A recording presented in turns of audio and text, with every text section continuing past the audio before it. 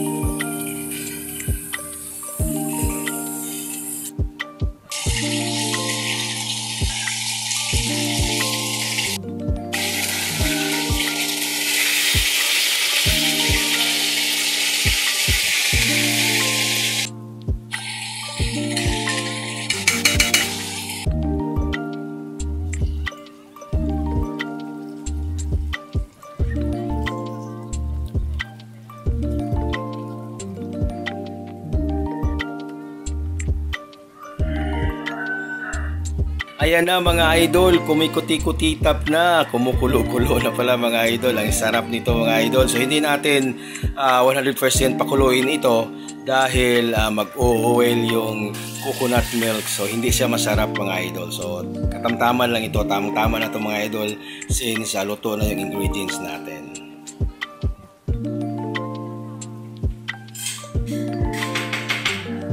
Muna isudas mga pobre mga idol.